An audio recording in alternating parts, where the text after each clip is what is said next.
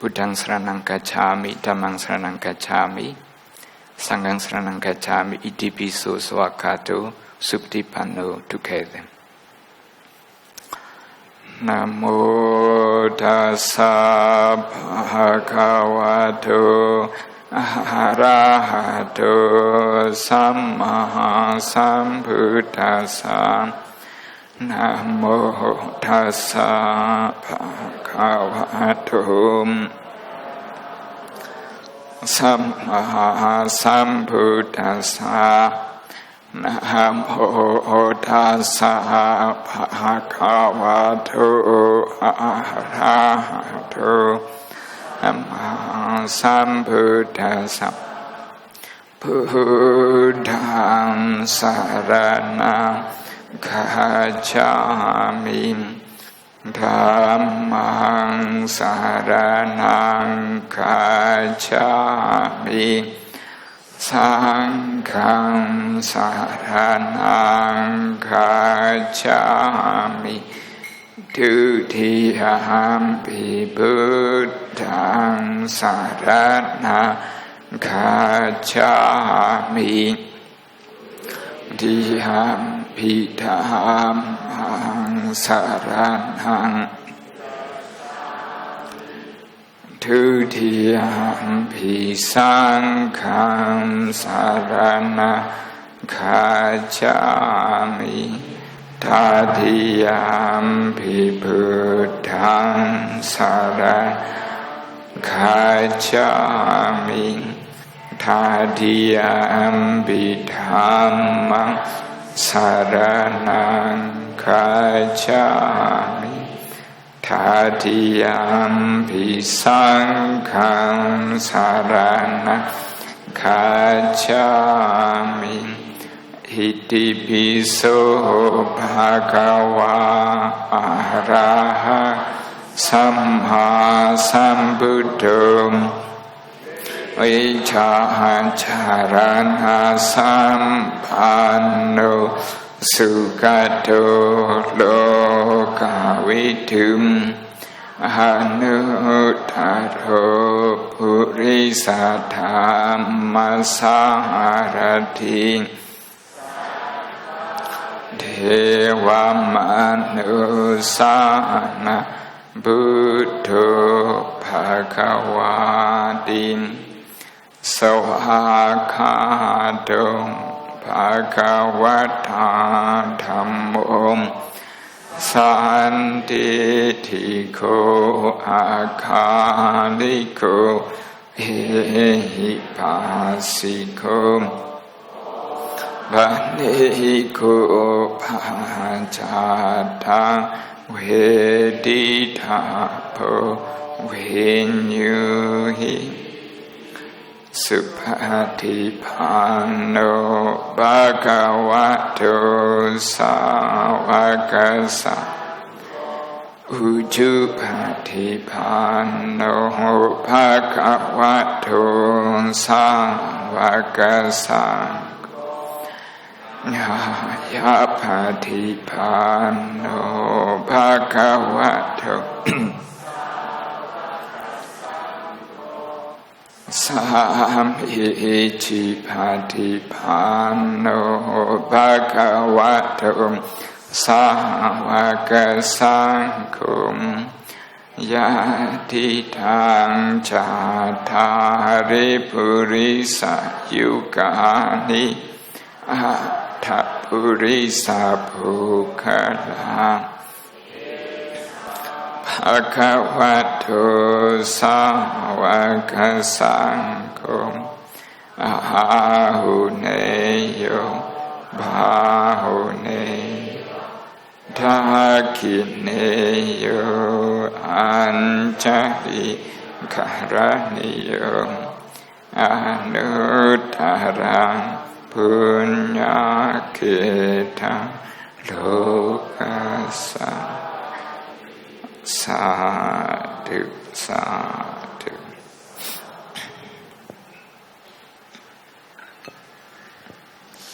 Sayadaw, the topic of today's talk is mindfulness and emotional management in daily life. So I was sharing with the audience earlier that the interesting thing is that you will be able to show us how it is, modern psychology can be combined with ageless Buddhist teachings. So may I request for Dhamma sharing, please?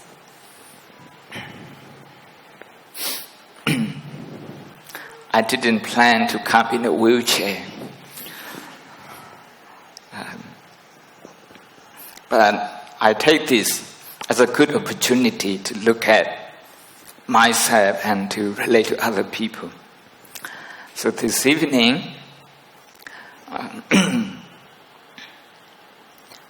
for mindfulness and emotion management, I like to focus on what has happened to me yesterday, the fall that I had in the botanic garden. I was taken to the emergency service. So I like to focus on emergency service and emergency resources.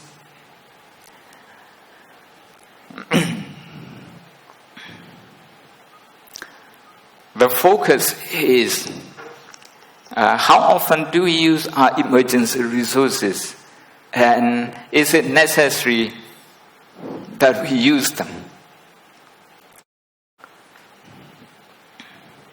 If you use your emergency resources, you use up more of your physical and mental energy at the maximum level. I'm sure we have many medical professions here.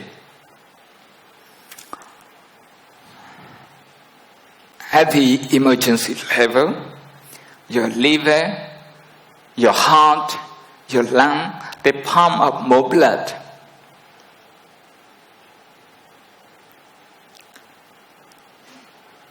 You use up more of your energy, your oxygen, your blood. Why we do that? Because we think it's an emergency case.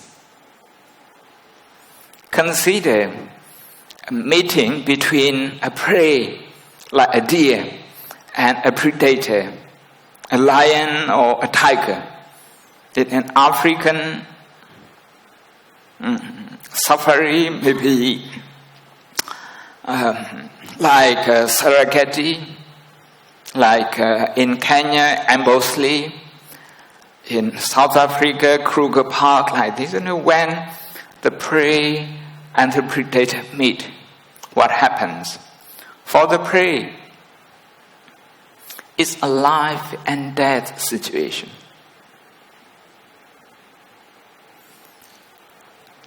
Like Charles Darwin says, life and death situation is what we call survival instinct.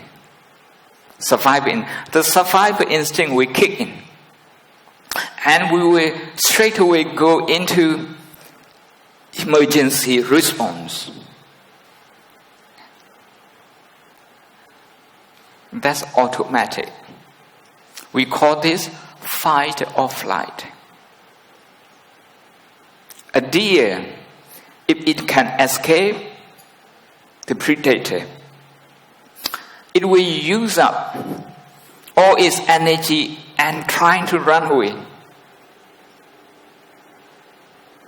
Trying to run away from the predator. It's a matter of life and death.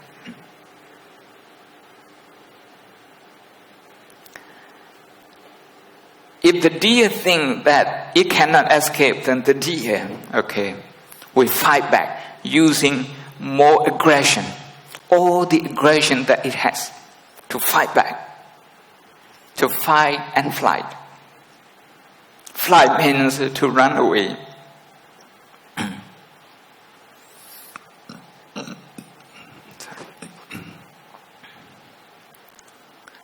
But for animals, in the animal kingdoms, once you have escaped from a predator, what you do? You can switch off the emergency response and you return to the normal, to the normal response, to the normal situation. A deer will start eating the green grass straight away.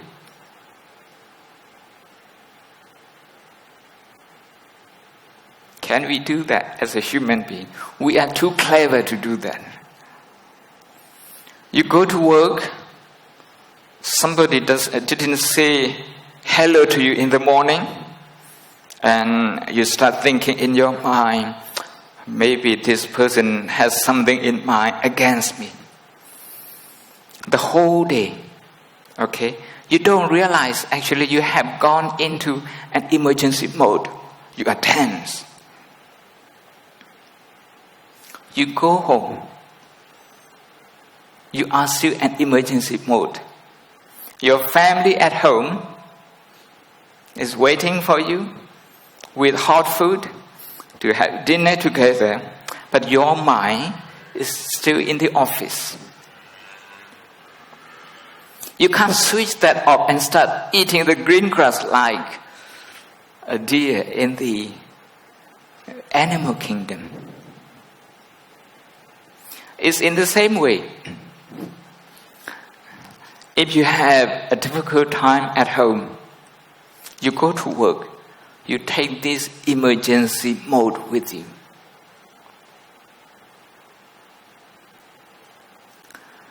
A social psychologist from New York University has done a research about operation, something that patients have to make a decision all the time in the hospital. Two groups of people, okay, they are given different information. One of them given an information that, okay, this particular operation technique, okay, has 70% success rate, 70%. The second group is told that this particular operation technique has a 30% failure rate. Okay, one is 70% success rate, the other is 30%. The 30%, the second group, they go straight into a negative mood. They don't want to go for operation. And the first group, they are very happy. Wow, 70% success rate, very good. Then in the second phase, the first group is told 70% success rate means there is a 30% failure rate. Now, the positive attitude changes straight away. Now, they don't want to do operation anymore. The second group, who were first given the negative information, 30% failure rate. Now, we give them, well, actually, there is still 70% success rate. More than double of the failure rate. But they don't change their attitude. They stick to the negative attitude. Why? Because survival instinct means, we care so much about our survival. And if you say something negative, it got stuck in my mind very easily. 10 people come up and say, wow, Cyril, your talk is wonderful. But just one person comes and says, I don't know what you talk about. It's all rubbish. That one person is going to get stuck in my mind. This is what we call negative bias. We are negative biased. Half full and half empty. We always see half empty. But this is if we leave our emotion unmanaged. If we leave it as it is, the Buddha says, we can change ourselves, we can train ourselves. All the Buddha teaches is training. Ethical training, sila sikha. To train how to live, how to relate to people. Psychological training, samadhi sikha, how to calm our mind, how to calm our emotion. Panya sikha, how to train our worldview, how we look at the world. That means Buddhism believes everything can be trained.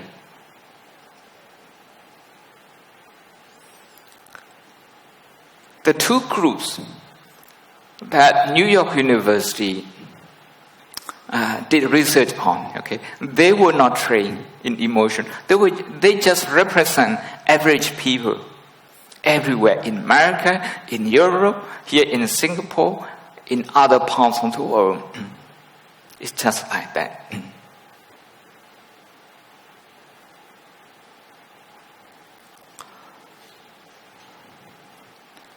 I'll be talking a lot about this in 3 sessions tomorrow. But today, I just like to focus on the emergency response. At home, we have to check ourselves from time to time. Am I in emergency mode?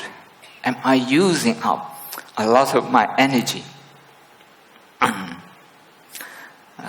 Yesterday in the morning, I was having a nice walk, very nice walk in the Botanic Garden.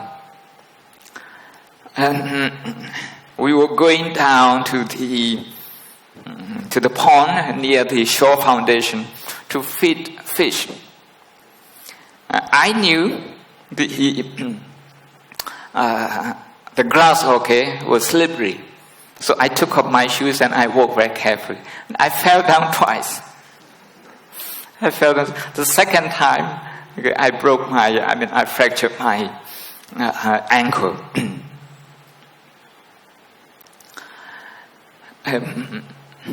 I had to immediately look at my mind, how my mind was reacting. Was I using a lot of automatic thought, automatic reaction, emergency reaction? If I do so, I'm going to get exhausted very soon. Before I reach the hospital, I'm going to get exhausted mentally.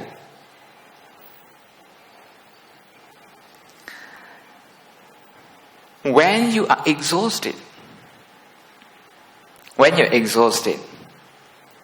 that means inside you don't have good immunity. You can get affected easily.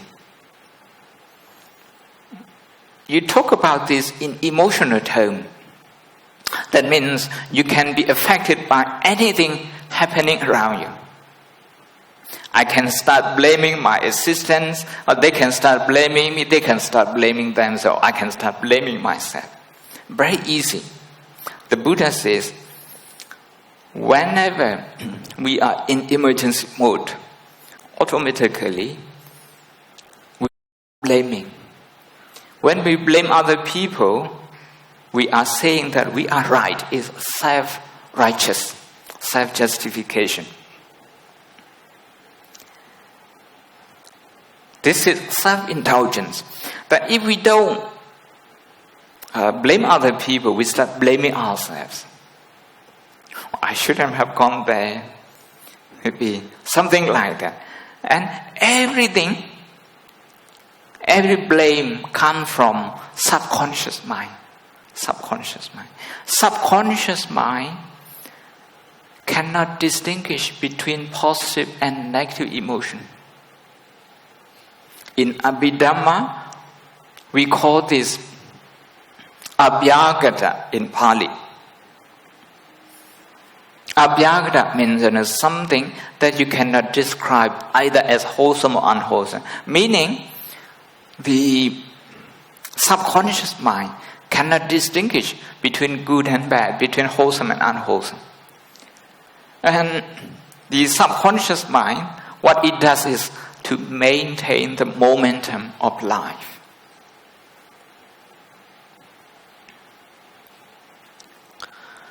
So, by breathing normally, by checking, like the muscles around my face, around my forehead, if they are tense. If they are tense, then it means that I'm in emergency mode. I need to bring awareness to myself and breathe in and out slow and gentle. Slow and gentle. If I do that, I'm preserving my energy. I'm preserving my energy.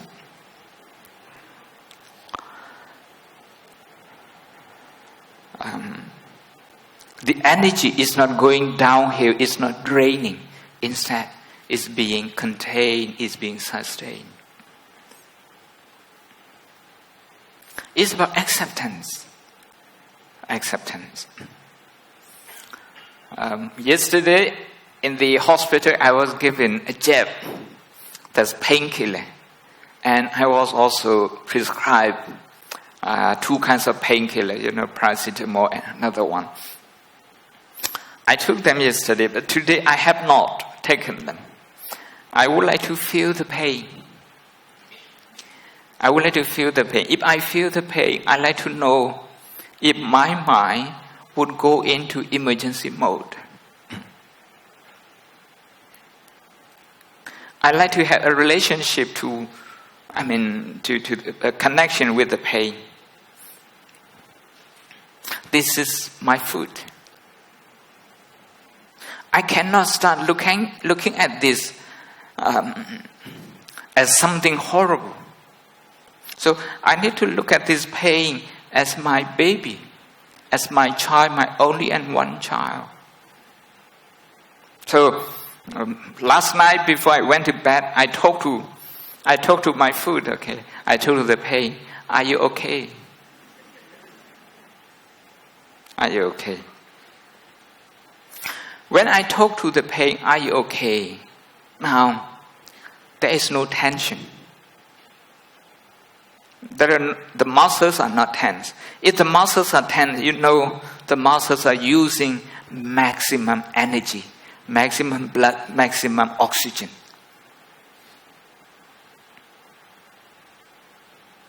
So the Buddha says to be aware of pain as pain.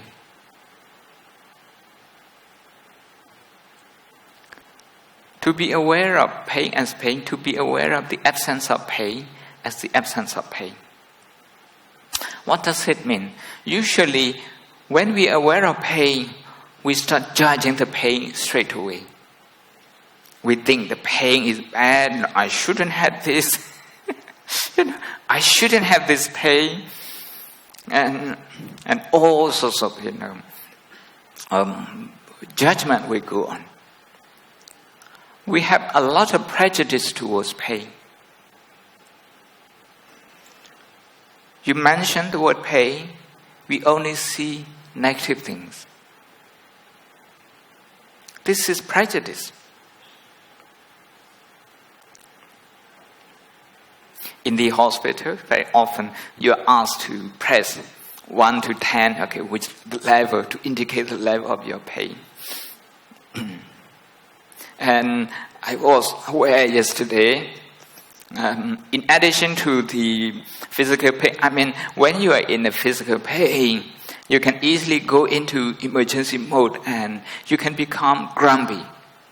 You can get irritated easily. So the hospital has a screen to tell you the first procedure is X-ray. The second one is a lab test.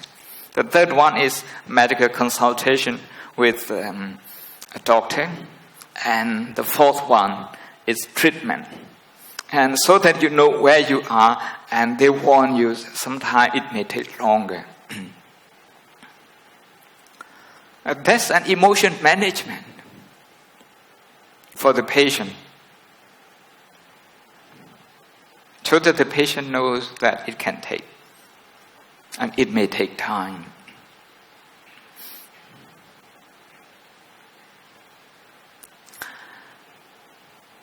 The physical pain is here. You cannot take away from this because the bone is fractured. But how much pain you are in, this is very judgmental, a very judgmental question. If you have to press 1 to 10, mostly we press, based on our emotional judgment. And the doctor gives you, if you press the higher number, the doctor gives you a stronger painkiller. Usually, I tell meditators during the retreat that within 1 hour, the pain that you experience, you don't need painkiller. You don't need painkiller for that. If you train yourself, you can sit a lot longer. But the thing is that as soon as we become aware of pain, there is a habitual reaction. In that habitual reaction, we have a negative attitude towards the pain. We either fight with the pain or we run away from the pain. The pain is not life and death matter, especially in meditation. In 30 minutes, 1 hour meditation, it's not a life and death matter. But we treat that as a life and death situation. We go straight into the maximum level of response.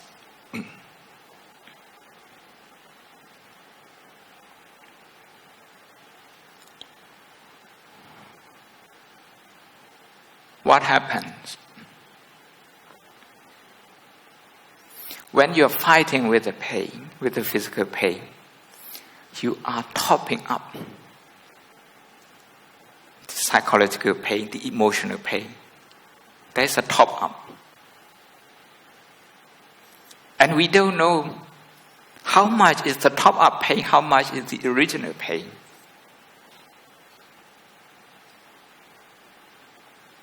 That is why I decided this morning, I think I have a choice to take or not to take the painkiller. I have the painkiller with me. If I can bear with that, then I might take it. But so far, with your support, I'm okay.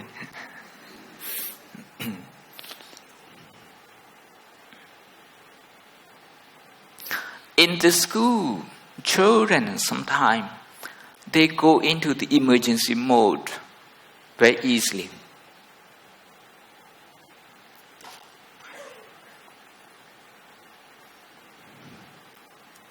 If somebody has something new and you don't have it,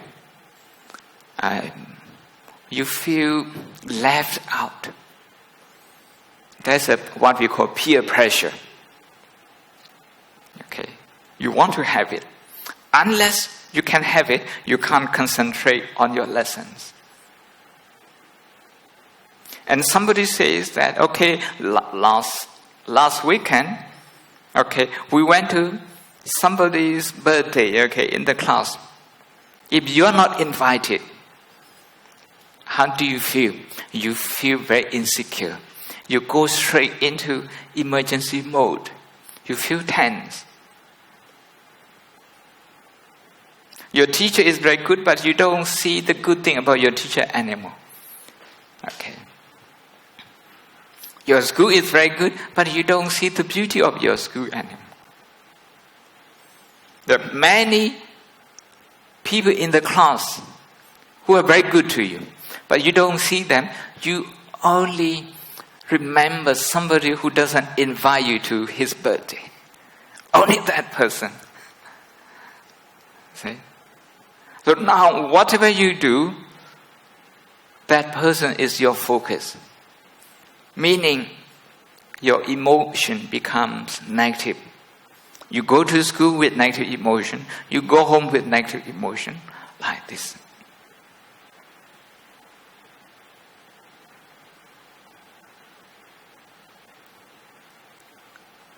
This can happen at work, this can happen when you drive and you're at the traffic light. I usually call this red zone and green zone. Green zone is the normal zone. A red zone is the emergency zone. So we have to check all the time if we are already in the red zone. Then we use mindfulness to accept it. Don't blame yourself for being in the red zone. Just register that, learn from that, recognize that, and relax. You can train your mind not to go into emergency mode easily.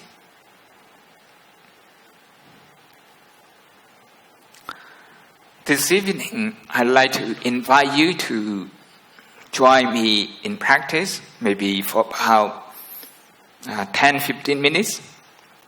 The first thing is to take slow and deep breathing, deep and slow breathing. Sit comfortably, okay? Sit comfortably. And as you breathe in and out, slow and gentle, you can feel some of the muscles around your face, around your forehead, around your cheeks, your chin. If they are tense, your shoulders, if they are tense.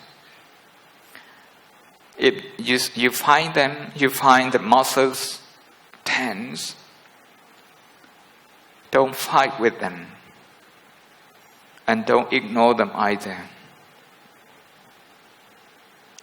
No need to use emergency resources to deal with them. Simply regard the tension as your only child. Are you okay? As if you are talking to your child who is crying, who is being tense. Are you okay, darling? Breathe in and out, slow and gentle.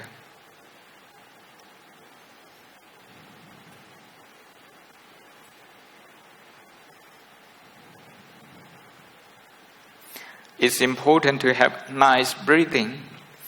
During the day, we breathe about 20,000 times. But how many times we breathe properly, supplying enough oxygen to our lung, to our body? If 200 times, that's a very small percent.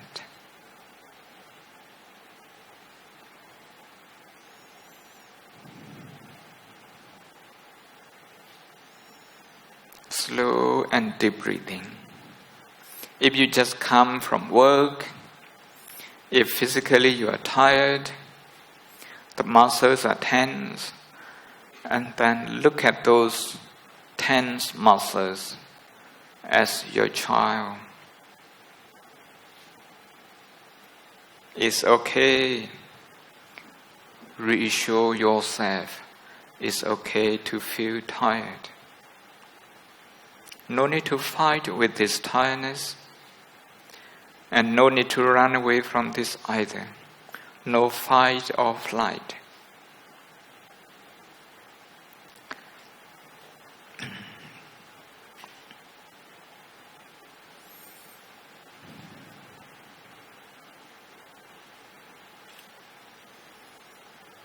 Breathing in and out, slow and gentle, deep breathing.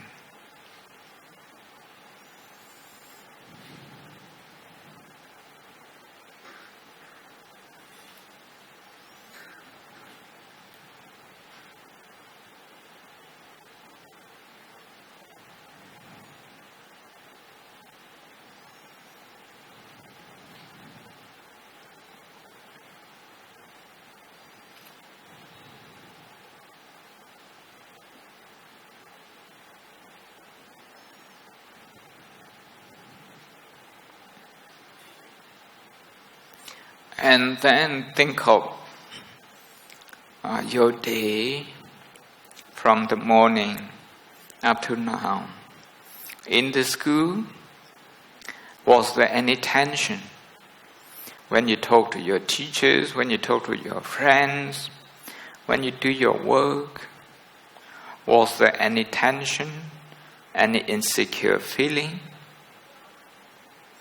Any like and dislike, especially dislike? Is there any such feeling? If you find that, simply register that this is dislike, that's dislike, that's dislike. Don't personalize it. No need to fight with that dislike. No need to run away from that either. Usually we personalize dislike. We either blame someone else or we blame ourselves. So without doing that, we are changing our emotional habit. The way we manage our emotion, we simply recognize tension, the emotion of dislike, the insecure feeling,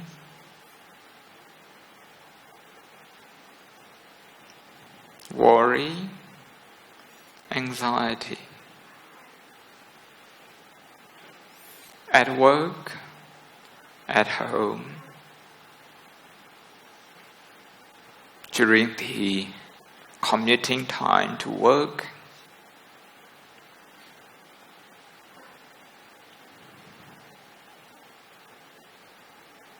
was there any emotion that drives your response into emergency mode?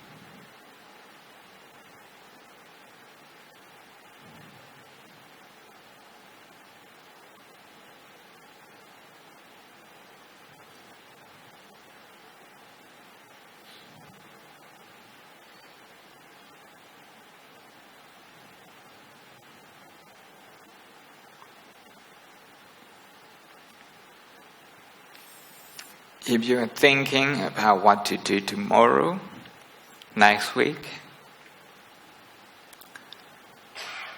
if there is an automatic thought, usually that takes you into a very high level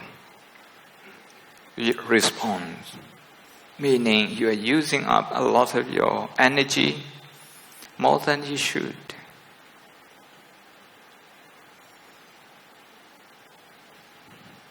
So automatic thinking about the future, you've got to recognize that as well. Look at that wandering mind, that auto mind, as your child, not as your enemy that you need to get rid of. There must be an attitude of metta.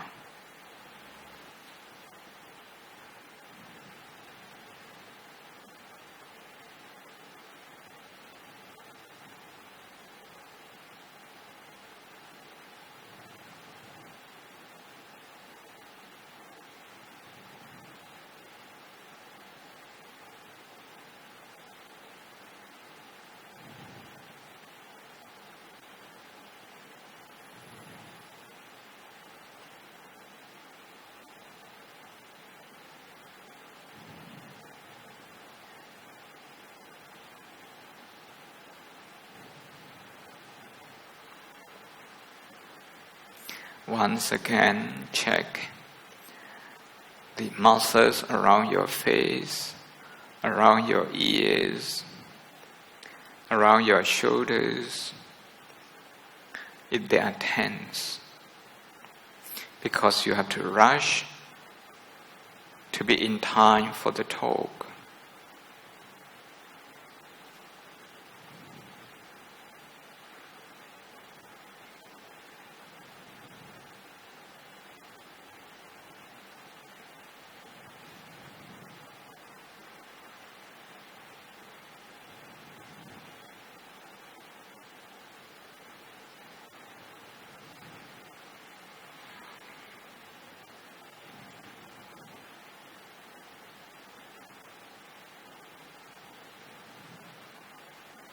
Slow and deep breathing.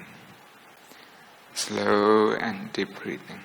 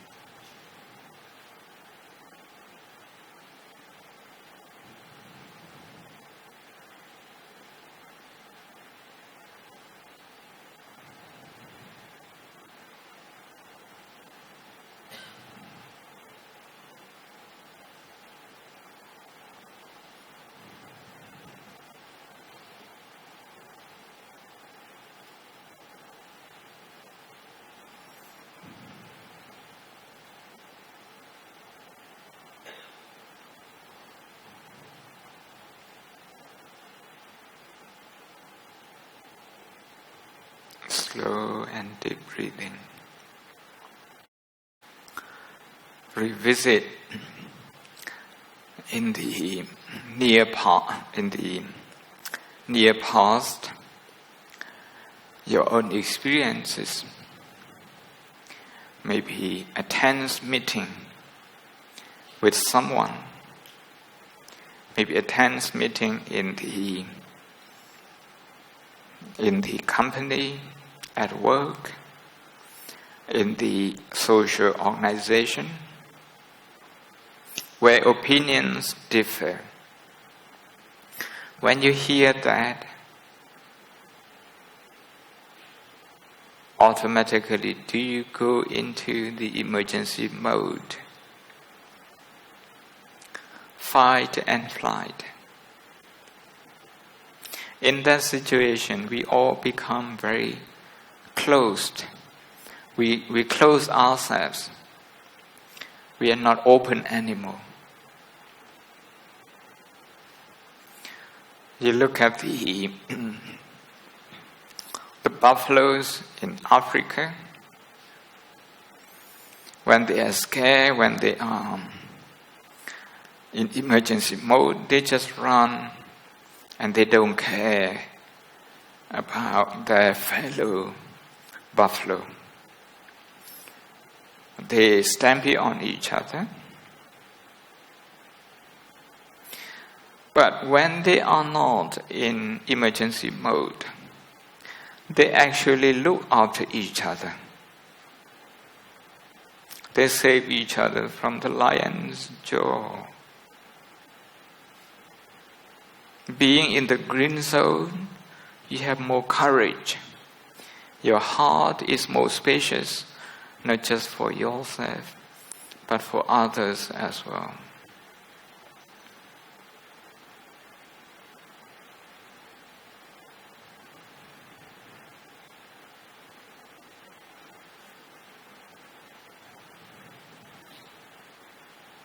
Just revisit one of the scenarios in the past where you went into emergency mode because of disagreement with someone, with a group of people, and how the mind started personalizing issues.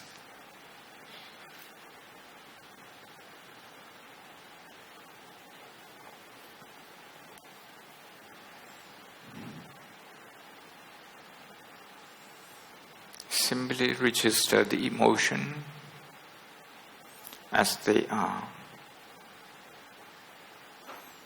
Release them, return to slow and deep breathing.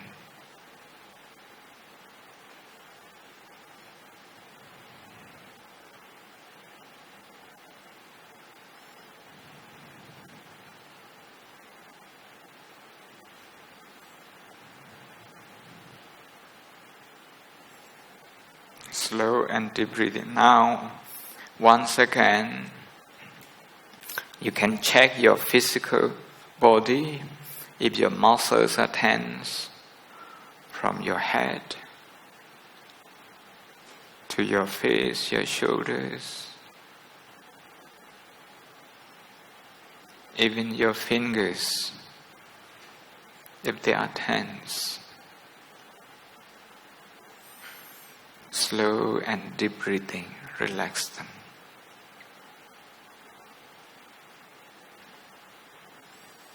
Okay, you can open your eyes now. This is a short practice. It's not enough, but I hope you get something out of this. I'd like to go back to the pain that I have. The pain, usually, as I mentioned, we look at the pain from purely negative point of view. We don't like it. In all the languages, 4 or 5, that I know, but when people speak about pain, they are all very negative. But without pain, how do we know to take care of our body? How do we know when to eat? Okay, how do we know when to stop eating? How do we know that we have sat for too long, now we need to get up and have a walk? How do we know? It's only pain. Pain is a message. Don't fight with the message, with the messenger. But every time that pain arises, if we go into emergency mode and try to fight with it because we have a very fixed view, preconceived notion, any pain is bad. If we live in that frame of thought, you go easily into emergency mode. So it's important to make friends with pain. To be friends with pain.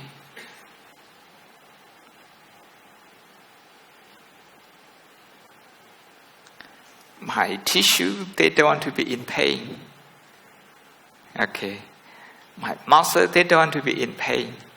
So I have to talk to them, are you okay? But the pain has a reason. There's a reason that there is pain in my foot, my left foot. So, listening to this pain calmly, is part of emotion management, a very important part of emotion management. Sometimes, because everything is very established here in Singapore, everything is very quick, people lose the ability to tolerate. Over a course of meal, just one meal, how many times you go into emergency mode? Because it's too much salt, it's too much chili, not enough chili, because of this, because of that. Or just one meal, okay? You get fed up with one meal, and then you move to another one. Because so one thing good about Europe is that they eat just one dish, one at a time. A starter, just one. Soup, just one. Before you finish your soup, nothing else will come. So you have no choice. So you are forced to live with this. But in Asia, especially in Southeast Asia, we have many dishes. You start eating one dish. After a few bites, you start getting fed up with this. You become disinterested in this. You divert your attention to the other dish. You are not aware of this. It becomes a habit, second nature.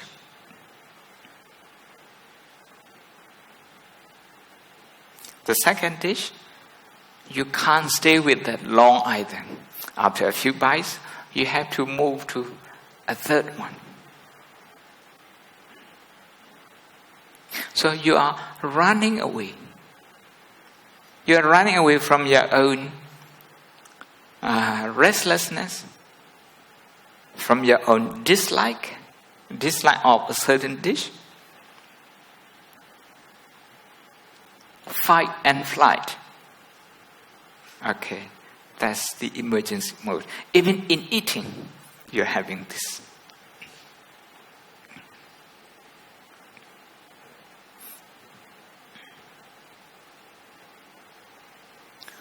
So the Buddha says, we need to take care of ourselves as if, we only have one child. We dedicate all our energy to this child. At the moment, the pain in my left foot is my only child. I shouldn't be fighting with this. And to run away from this, by listening to, by watching television, by listening to radios, by reading books, I might be running away from that. By doing that, actually, I'm using up more of my energy. And I'm going to get exhausted by doing that.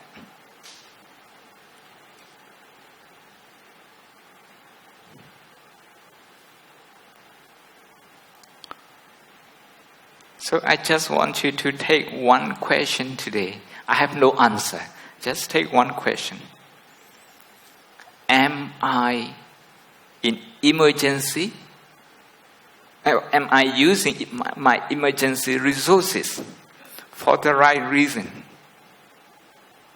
If it's not life and death situation, we are overusing our energy. I was very grateful to the ambulance that came to take me yesterday. At the back, I noticed a non-emergency ambulance. It reminded me about mindfulness, not to go into emergency mode. Very important. Simply your neighbors, were a little bit not mindful and made some noises. And if you go straight into the emergency mode, what will happen? You will go into emergency mode all the time because you are into the habit. So at Oxford, the education system is that the answer is not important. To ask the right question is the most important, more important than giving the right answer. So today, the right question that I'd like to ask is, are we using our emergency resources correctly? Thank you. Any question?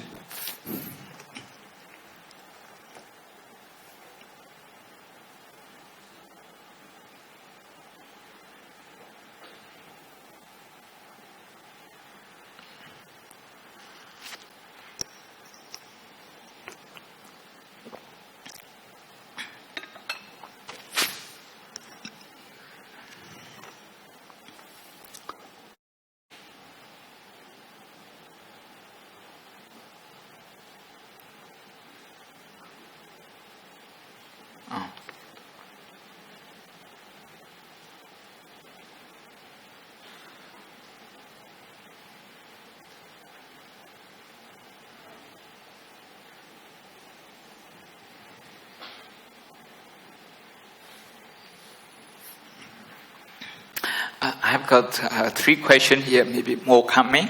They're interesting. But some of them, they will be answered automatically during the course of 1 or 2 sessions tomorrow. The first question, may I know who is the irritating one? Is it you or me?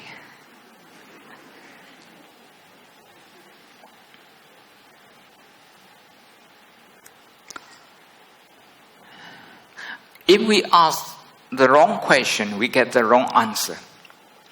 The answer is always led by the question. That is why sometimes the Buddha says, okay, without answering the question straight, the Buddha asks another question to clarify the question. Sometimes he just keeps silence. He didn't answer the question. Sometimes he answers straight. Who is the irritating one? Now we are looking at the irritating situation as you and me. I cause you to be irritated, or you cause me to be irritated.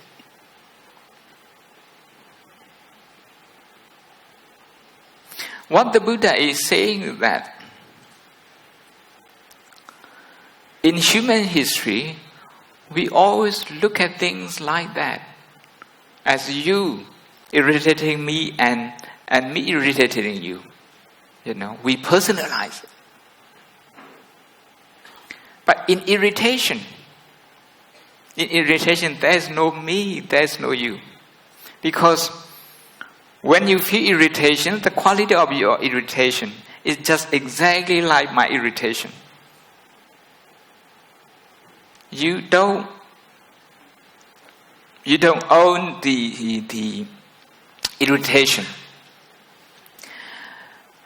If we don't look at the irritation properly, what will happen is that we are going to cling to this irritating situation. We are not able to let go. So, how to let go, how to deal with this, the second question. How to deal with those we cannot avoid. Demanding boss or nasty relatives, as an example here. I'm going to be talking about this tomorrow, but today is the foundation. That is to recognize our emotion, what happens. To recognize that. If we recognize that from the subconscious mind, we come to the conscious mind. The conscious mind has reasoning, has mindfulness, has awareness, but the subconscious mind has none of that. So what we train ourselves in a very brief session, in a very brief sitting today is to bring ourselves out of the subconscious mind into the conscious level.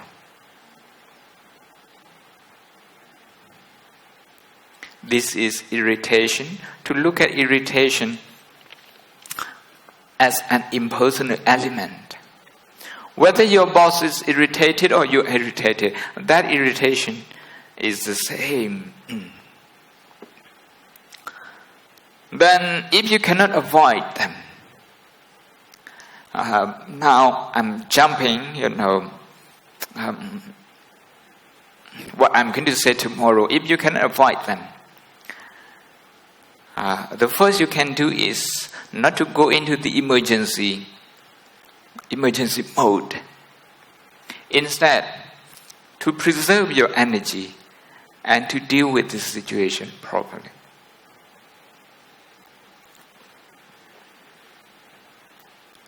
If it's a difficult situation, you have two choices. One is to get irritated and angry. The other is to feel compassionate. To feel compassionate for yourself for being in this situation. To feel compassionate for your boss for being like that. For not being a lovely person. For not being a lovely boss.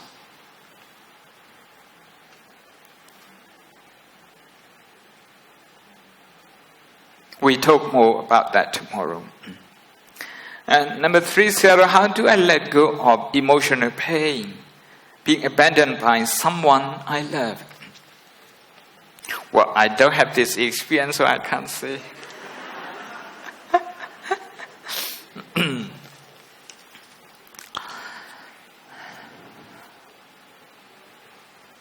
One monk from Burma, Sarah Shinsekinda, tells one of her students, someone has abandoned you. Only one person. This person doesn't like you anymore. But you keep thinking about this person. There are many people out there who like you and you don't want to think about them. That is why you suffer.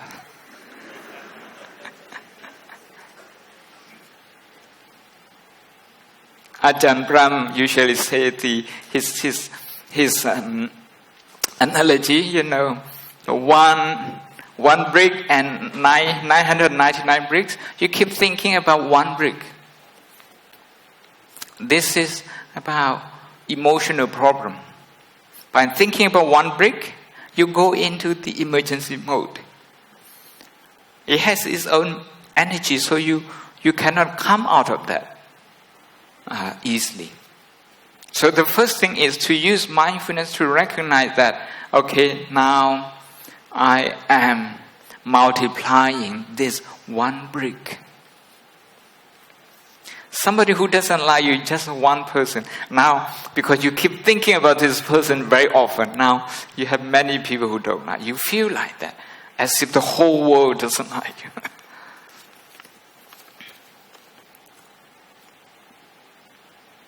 We need to look into our heart and what are the emotions that we experience. Is it insecure feeling? Is it anger? Is it disappointment? Is it low esteem? So we just need to pinpoint that emotion. And you register that emotion a few times and train your mind to let go. Train your mind to accept and train your mind to let go. If you don't train your mind to let go, the mind wouldn't know how to let go.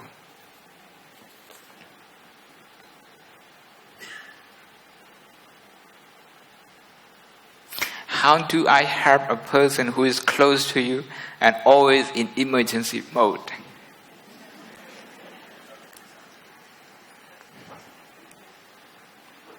The first thing is to make sure that you don't go into emergency mode. And to look at this person as your only child. Like your child, sometimes your child, your only child, is being difficult. You give some food, the child doesn't want it. You want to take your child somewhere, the child doesn't want to go with you. The child is being difficult sometimes. When that happens, what do you do? You have to see the pain in the child's mind, in the child's heart.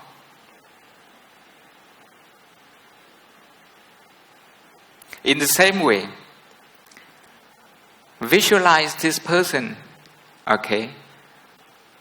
By yourself, visualize this person who is in emergency mode. Visualize the person as if he or she is your only child, and try to feel their pain. Trying to feel their pain. So next time when you meet them, you will be at ease. And you might just, as well, influence them.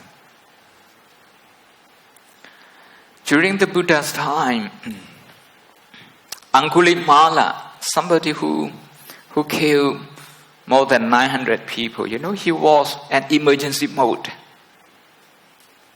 And everyone who came across him, they also straight away went into emergency mode. They fear him. Even the king ran away. An army ran away. The sutta, Angulimala Sutta, describes that people go in a group, 20, 30, 40, 50, but they still can't escape Angulimala. Because he was an emergency mode, that's why he was very powerful. And when the Buddha went to meet him, the Buddha was not responding in kind. The Buddha was not in emergency mode, unlike the other victims. That is why Angulimala realized that he was in emergency mode, and he came out of that straight away.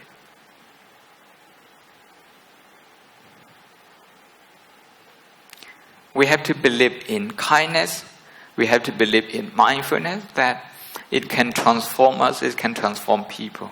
So if we keep ourselves out of the red zone, the emergency zone, it's likely that we will be able to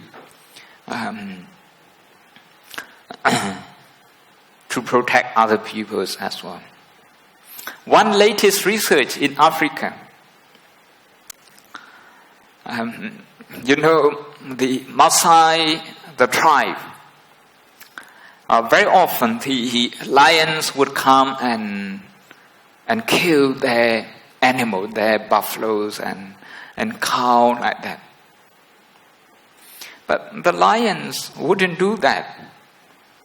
If they look at if the cows look at them, look at their face straight, meaning the predator, they rely on surprise. They rely on surprise factor. When you see the lion hunting, one lion will chase the prey to go into a certain direction, another lion would block the other way, and one lion would be waiting to ambush using surprise factor. Emotion, they are like lions. If they don't have surprise factor, they cannot overpower our mind. When you don't expect that your boss can be difficult, that your relatives can be difficult, that yourself sometimes, your emotion can be up and down. If you don't expect this, you're going to be taken by surprise all the time. You're going to fall prey to your own emotion. So mindfulness. The latest research is that people, they create the eyes They draw the eyes of a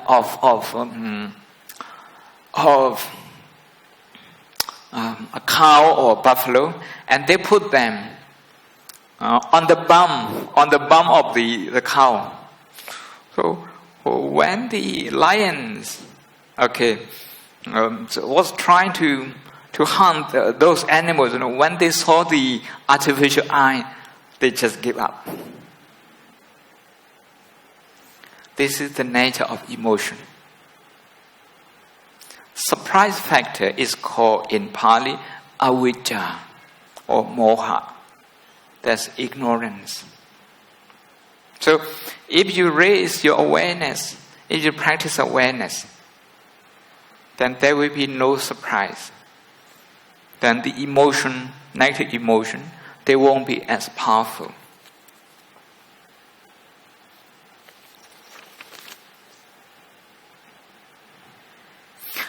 What to do if surrounding people are in emergency mode?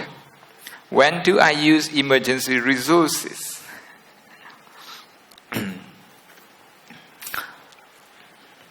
The best is to preserve your emergency resources to life and death situation. Emotion is like this. You get caught by surprise, by the predator, and you run. So this time you escape.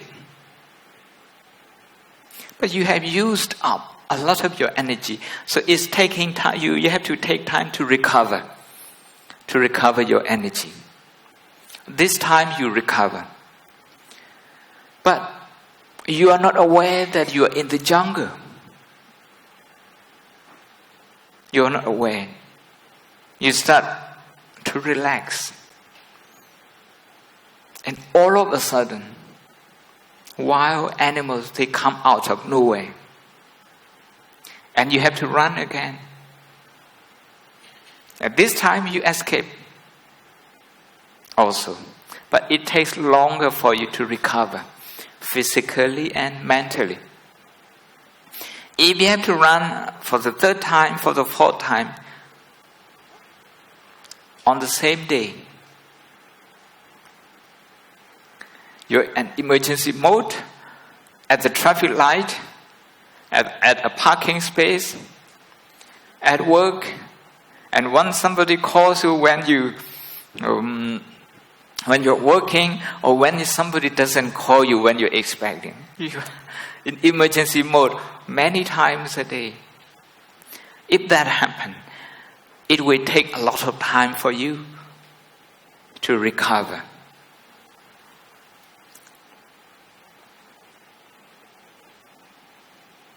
If you yourself, unconsciously, if you go into emergency mode, emergency resources,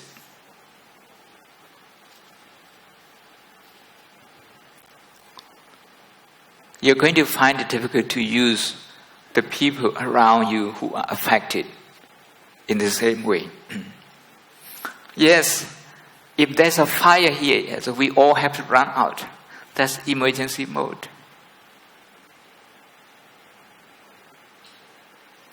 But once we are outside, we have to check our emotion. If we are still scared, if there is still fear, we have to check our emotion. If we don't check that, we are going to have emotional hangover. Emotional hangover sometime from school to university, from university to workplace, from one work to another work. Like that. Then, when that happened to us, our heart is not spacious. We are not accommodating. We cannot be generous. We cannot be understanding.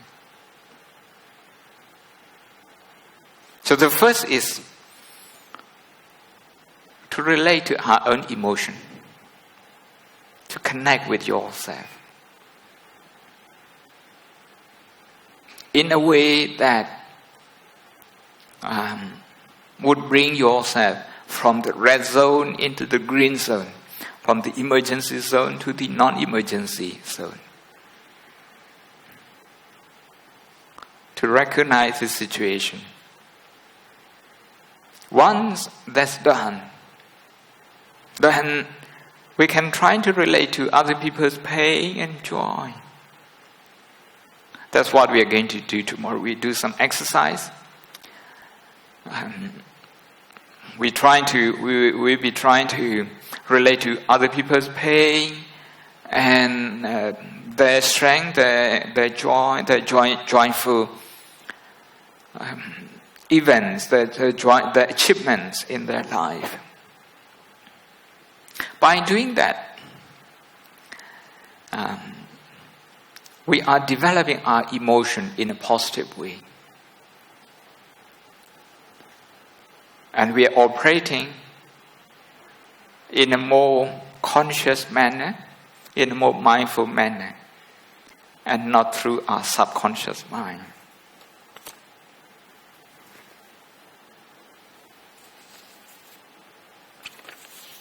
I think we have run out of all the questions. Oh, you have more? I can talk until morning. I forget that I'm on a wheelchair. News media report about emergencies.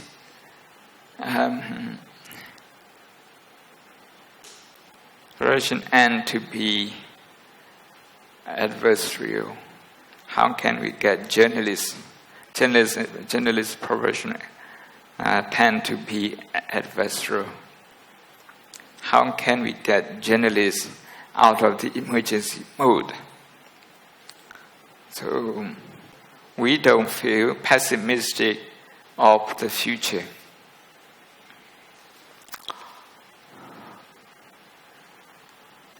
If you buy their journal, then you support them.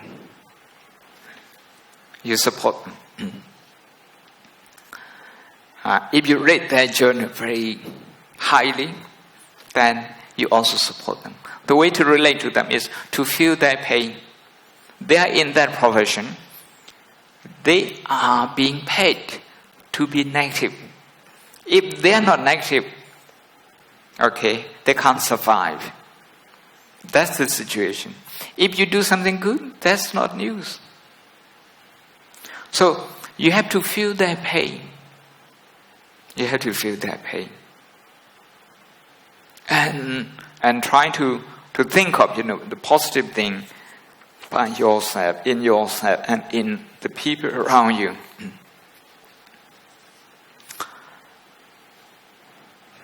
The journalists, they write what people like, because the readers like negative things, and they...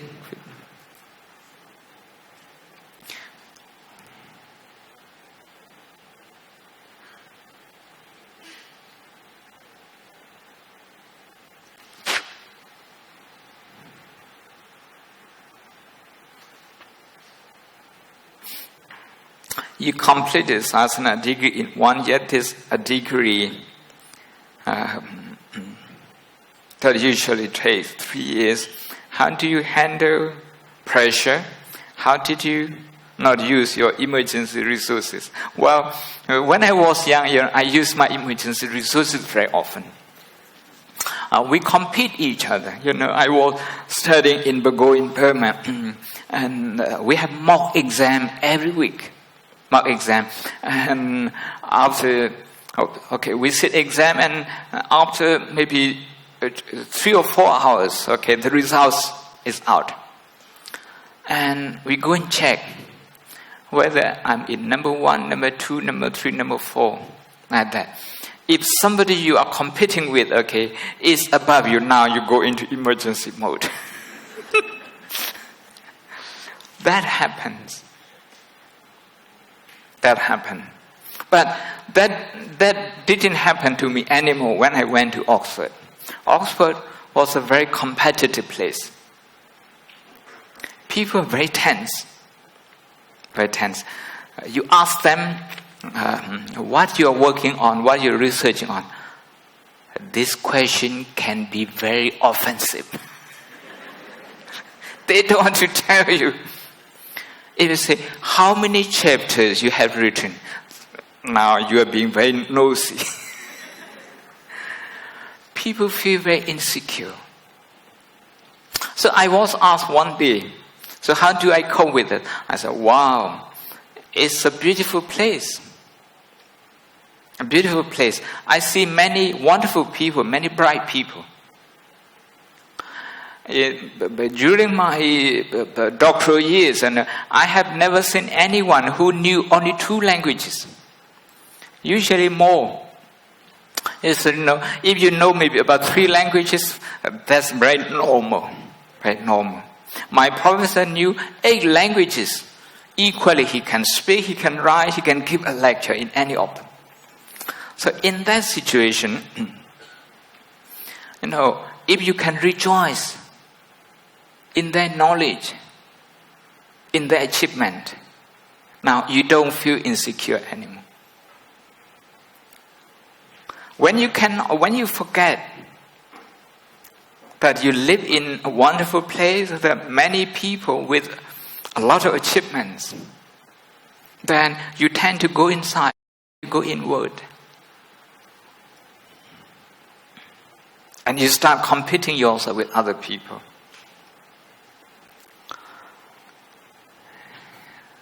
Whenever I heard that somebody has completed a PhD, I make a point to rejoice in that. In my meditation, I made a point. Because I knew how difficult it was.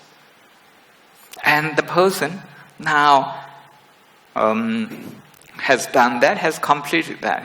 That's something to celebrate. So we have to connect with other people's pain, other people's joy. Sometimes when you think you are having a hard time in the school, at the university, look at other people.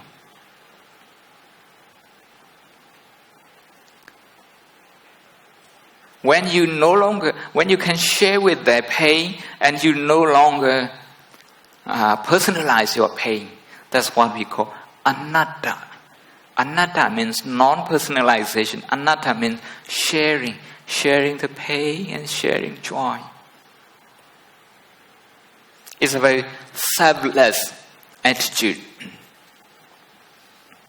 I'm very impatient. I cannot tolerate people who are slow in their work. How can I overcome this weakness?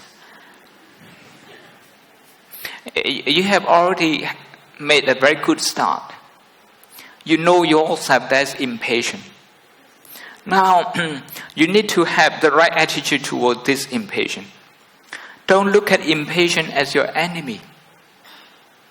If you look at the impatient as your enemy, you're going into the fighting mode.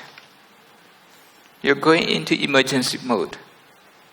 And you will start a vicious circle.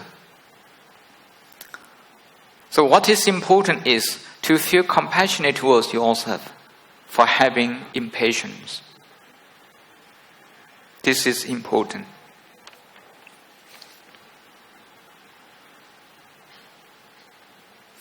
Most of emotion occur due to our past experiences, which are going to dictate our present or future events. How are we going to get rid of the influence from the past experience? I have given a talk on this, a long talk, about reconciling with our inner child. The inner child is about past experience. We have the past experience within us. If you are agitated with somebody, you hold on to this agitation. That means you easily go into emergency mode. When you go into emergency mode, because you don't like this agitation, you tend to ignore this agitation. Sometimes by blaming the other person, sometimes by blaming yourself, sometimes by suppressing it. In either case, this irritation, which is a child, is being ignored. And this child is frightened. Because it doesn't get the attention, the warmth, the love.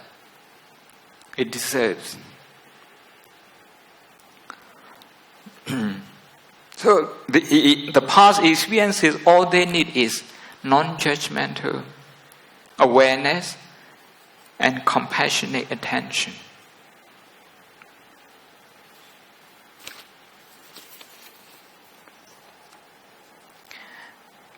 Maybe we don't have time anymore.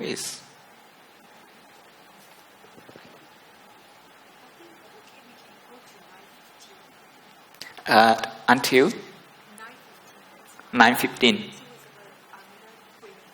Okay. If you say 3 minutes, I go straight into emergency mode. Huh?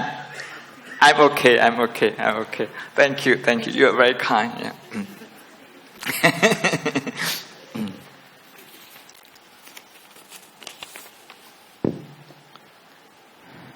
Should I show pity for people who are not nice? Should I ask them to be nicer? Nicer is a brand from Taiwan. Or should I leave them alone? Is letting go always the best choice? Signature, anonymous.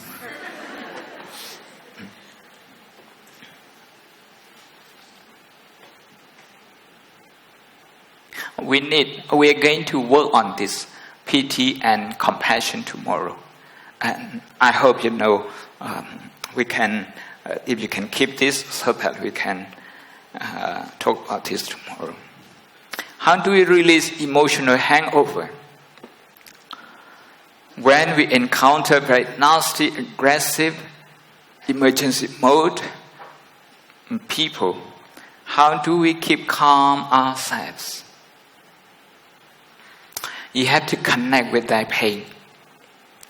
If you are not connected with that pain, you can go into emergency mode straight away. And this is called karuna, and we do this tomorrow as well.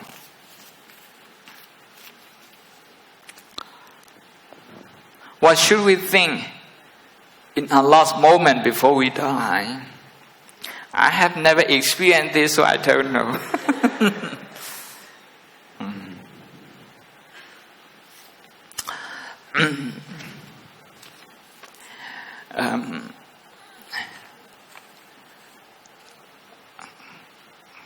Like Ajahn Brahm says that the consciousness on one brick can overwhelm 999. And this is where the practice comes in. Not to go into emergency mode, but emergency means you ignore the one brick. You don't deal with this properly, emotionally. You don't accept the imperfection. You don't tell yourself, it's okay. It's okay. I tell myself, it's okay to have pain. It's okay to have pain. It's okay to have broken your foot. It's okay. Otherwise, if you don't reassure your subconscious mind, you can easily go into emergency mode.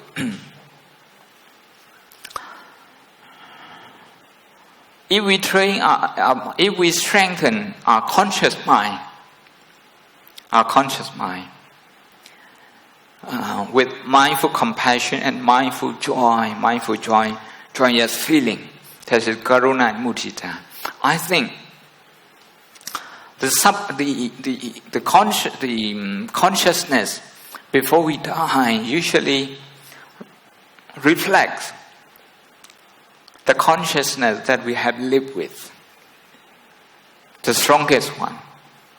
If our strongest one is positive thinking, is compassionate thinking, it's likely that before we die, our mind will go to that. You see, some people, they die smiling.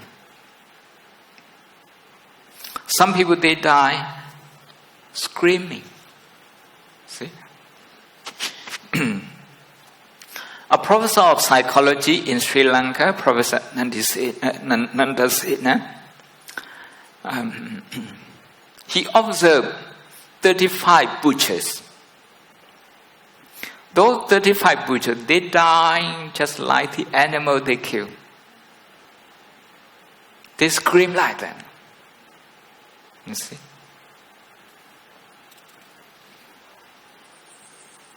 How can one train the mind to let go a betrayal of trust or being cheated in our relationship, especially if the other party did not think so?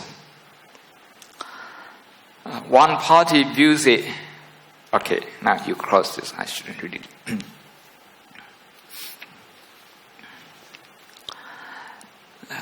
Again, I will be talking about this tomorrow. To use pain and joy, these two emotions, they are boundless. They're immeasurable. They can include everyone. Very inclusive. Very inclusive. If you can relate to the pain of someone who has hurt you, who has betrayed, if you can find some pain of that person and relate to that pain, that person's betrayal wouldn't hurt you anymore. This is the way to let go. Some people, they want to let go by having a lot of beer, by having a lot, very strong alcohol, knocking themselves off.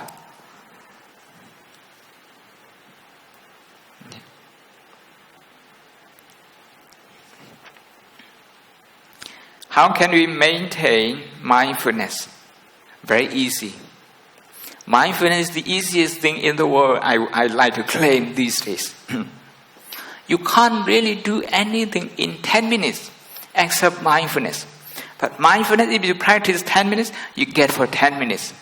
If you invest for 1 hour, you get for 1 hour. But you are going to learn a computer, 10 minutes, you don't learn anything. Engineering, you learn nothing in 10 minutes. Driving, you learn nothing.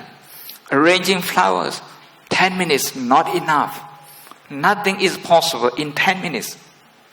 Only mindfulness is possible. To ask yourself, okay, how much you have invested in mindfulness?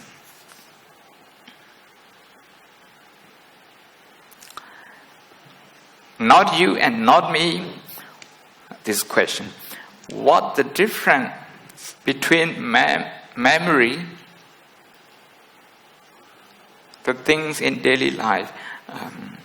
There is in Burmese also. ဆရာတော်ဘုရားမြန်မာလိုမေးတာပိုအားရပါတယ်တတိအယံကောင်းတယ်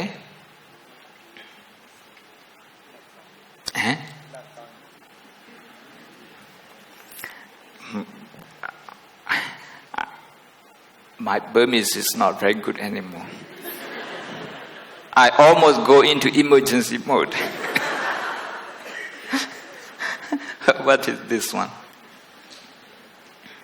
The young count there, and this one. Sula count there. Ho yenga pikere hari alongu driyare surane. Vibatana bhavana mata matadine kwachamu shidelo timbare pya. Era hopa shimbya hongpa yan you this one. Shout out pya. The young count there. Sula count there. Sula count there. What is it? Being lucky, and being mindful was the connection. Ho yenga pyukere hari along udriyare surane vibatana bhavana ma tamadri ne kwachamu shire lo timare phya.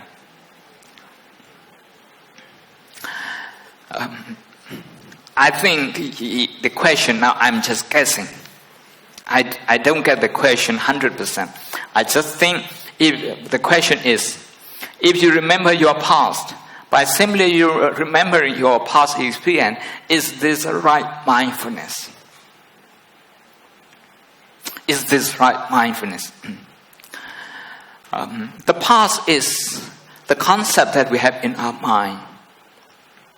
But the feeling about the past is present. It is happening at the present moment. If you are bitter about your past, about 2002, for example, 14 years ago, 2002 is gone. But the negative emotion, the bitterness is still here, is still current, is still present. You are working on this emotion. That is why it's right mindfulness.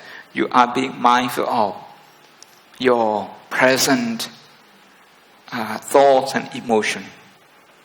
If I understand the question correctly, that would be my answer. If I don't understand it correctly, I'm sorry. I hope you don't go into emergency mode. Okay. We are done with all questions. Bhante, one last, Sayadaw, sorry. Maybe one last question, just a change of track. This question is regard to Sila. In the 5 precepts, the 4th one is to refrain from untruthful speech. So the question is, but sometimes we need to say things which are not very truthful. For instance, telling white lie. Like this brother or sister is sharing that sometimes on the phone with the parents who are in Myanmar, he or she has to say that she's fine and well, but actually maybe she's sick. So is it a sin or is it not right to always tell white lies to just comfort the other party? So some thoughts on that, please. Mm-hmm. Yeah.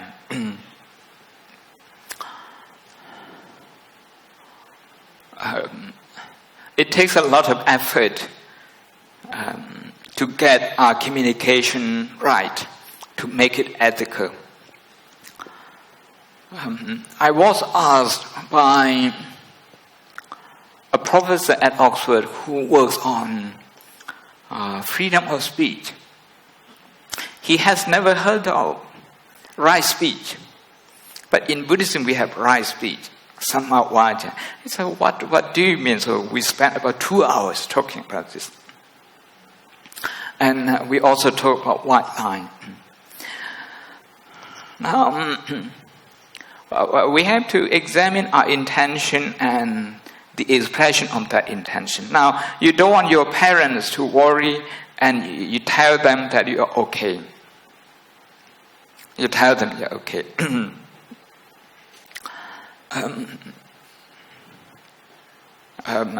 Because parents, once they have got negative news, they live with that for a long time. They can't digest that very easily.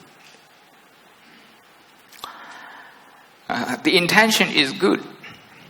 The intention is good, but it can become a habit. It can become a habit, for ourselves and also other people. And in my case, what I would say is that I would tell them maybe some of the problem, not all the problem. Some of the problem I would tell them, okay, I have this, but I have this answer, I have this solution, so I'm okay. Something like that. That might help them. And of course, by simply avoiding the situation, sometimes it's difficult. But I have faced this situation. My mother was suffering from cancer. And so we had a choice with my brother and sister. Do we tell her or do we not tell her? And one of my teachers also suffered from cancer, and we are looking after him. And do we tell him or not tell him? We try to find out their opinion about cancer, whether they are scared of cancer. So we talk about their friends who have died. And my mother said that one of her friends died from cancer, that she was scared of cancer. So I discussed with my brother and sisters, okay, we're not going to tell her that this is cancer. But how to describe cancer without using the word cancer? So that's how I discuss with some physician, some consultant, and I describe the disease without using the word. Without using the word.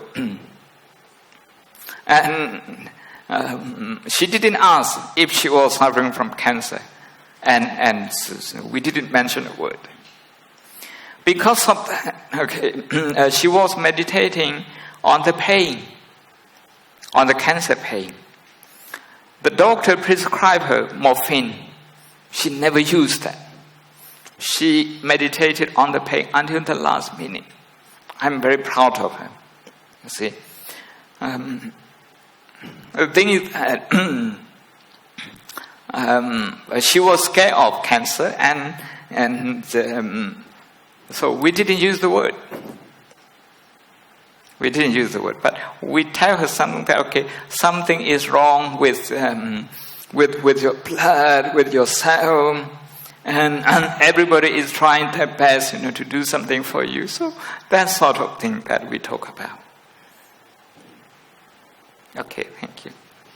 Thank you so much, Sayadaw, for the teachings. Can we put our palms together and say sadhu 3 times in our gratitude towards the teachings as well as answering all the questions very well. Sadhu, sadhu, sadhu. Okay, you would have heard that Sayadaw mentioned there is a workshop tomorrow. This will be held at Buddhist Fellowship East Center. It's at 1:30 p.m. However, I do have a little disappointing news that it's the limited spaces are all taken up. So this is a reminder for those of you who have registered to be on time, because we will just release the vacancies, whichever are available to those who are present. So please be on time for those who have registered. Yes. You also it would be good to know also that today's Dhamma talk is recorded right there by the brother. Thank you very much. And it will be available on dhammadownload.com. I am also aware that there are lots of questions coming in, and do apologize that if I had to, compress some questions and merge them together so that we can cover as much ground as possible. However, if it would be useful for you to join a Dhamma discussion or Dhamma sharing, you may like to note that at Buddhist Fellowship West Center, we have a Sunday service every Sunday at 10:30 a.m. Without fail, whether it's public holidays or school holidays, Sunday service is on at 10:30 p.m. May I request Bante to lead the congregation here to share the merits from today's Dhamma discussion as well as Q&A.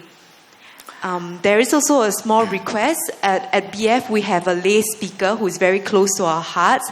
However, his eldest daughter, is very sick. So we want to dedicate the merits to Sister Su Mei.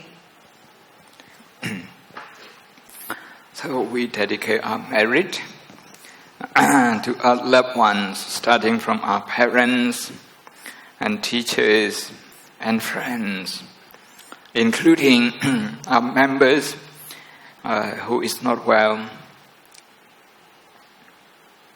To do that, we need to connect with the good thing that we have just done. You all have made a lot of effort to be here this evening. The Buddhist Fellowship has put in a lot of effort and program, practices over many years for many people. The same as Dhamma Download and many other people in your own way. And now we are going to share those positive thoughts, good thoughts, joyful thoughts with all beings. Idang no nyatinang hotu sukhita huntu nyatayo. Idang no nyatinang hotu sukhita huntu nyatayo. อิดังโนญาตินังโหตุสุขิตาหุนตุญาตโยยะถาวาริวาปุราปริภูเรนติสาคลังเอวเมวะอิโตทินังเพทานังอุปคัปปติเอจิตังปาทิตังทุงหังคิปะเมวะสะเมจตุสัพเพปุเรนตุสังคปาจันโทปนารโสยถามณิโชติรโสยถา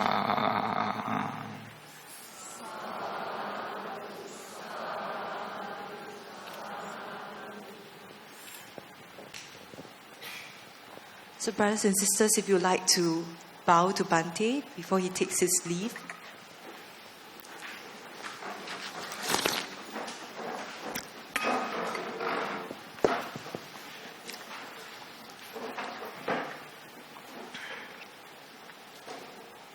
Thank you. Good night.